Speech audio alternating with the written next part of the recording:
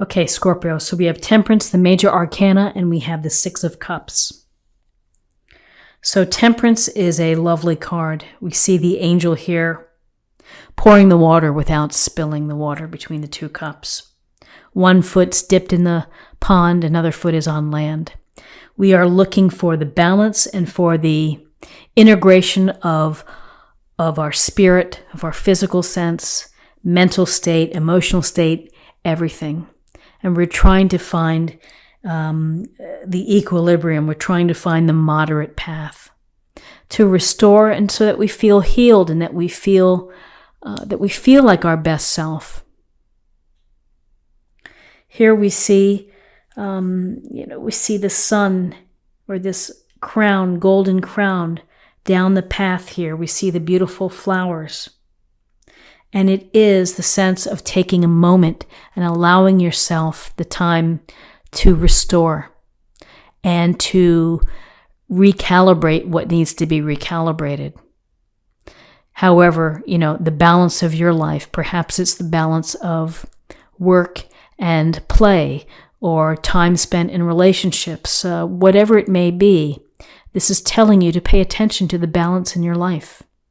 And when we have balance, when we are able to blend and have the perfect blend of all of the aspects of ourselves, then we're in a better position to be able to deal, to cope. And I would say that with this Temperance card, there's also a lovely reminder, which is to listen to what the universe is telling you, your instinct, your intuition, your angels or spirit guides. When you see random numbers or you see things that just kind of pop up, pay attention to them and think about them. And so, whatever it takes for you to get into balance, this is your charge for the week. Then we have the Six of Cups. And the Six of Cups is a card of what you see is such gentleness and kindness. The older child is giving the younger child flower with a cup in it.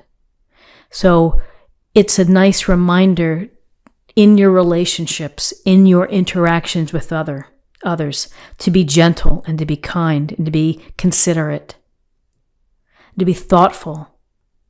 Some of you may get an unexpected gift. You may be surprised by someone else's generosity, and you may end up with a gift. There's also the component here of nostalgia, of thinking about the past. And for many, this could be connecting with someone from the past. So maybe someone you haven't seen in a long time, an ex, an old friend, a family member. And it's going to be a feel-good type of union or, connection. So gentleness and kindness and thinking about the past or somehow tapping into the past. Maybe you hear from someone via email out of the blue. Often feels like a nice surprise. It's a nice, sweet touch when you get those emails from somebody you haven't heard from in ages.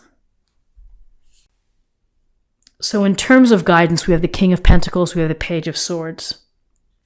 The King of Pentacles is a master in creating a secure foundation, building resources, investments, money, being at the pinnacle of a career, putting in the hard work. Pentacles is this grounded energy, willing to work hard, to dig deep, to pay attention to the details, to have a plan, and to be very, very patient in getting to that place. I'm going to work hard for as long as it takes in order to save up for whatever I'm saving up for, that great vacation or, the new giant television screen, whatever it may be. The King of Pentacles has become successful as a result of his ability to use common sense, to be slow and steady and to get things done. He has everything he needs and probably more than what he needs. And he may be achieving in order to create that material wealth. And for some, it's never enough. So it's just something to think about in terms, again, of balance, of how hard are you working? Are you on the treadmill working hard to support a bigger home, a bigger car?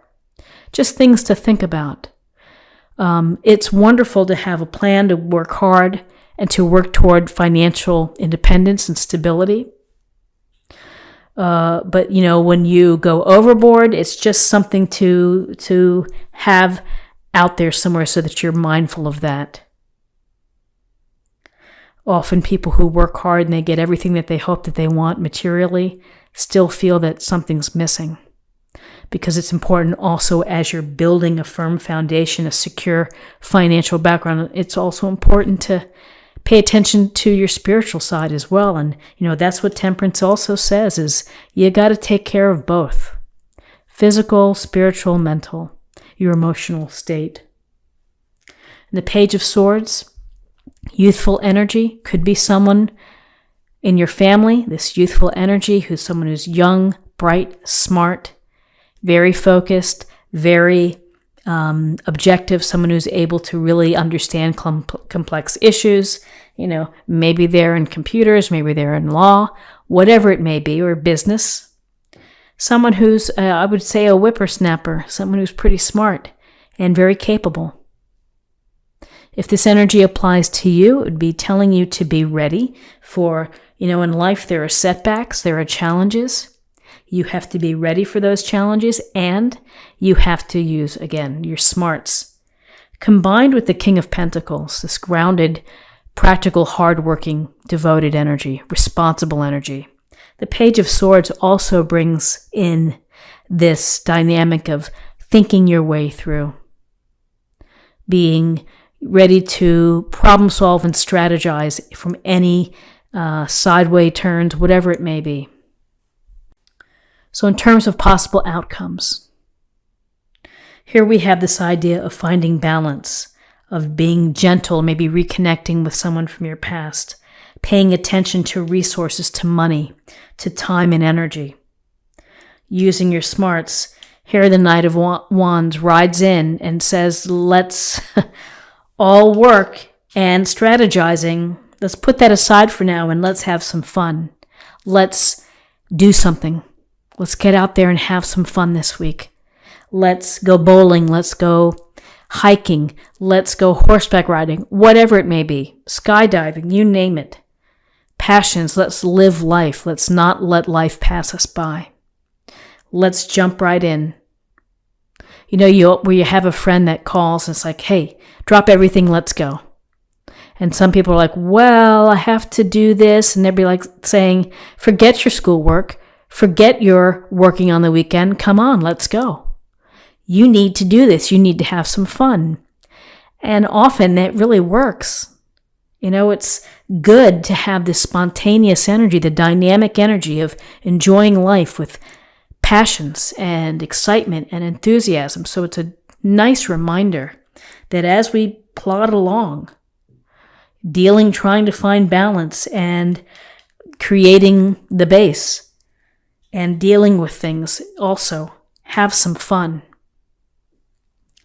And then we have the lovely Empress energy.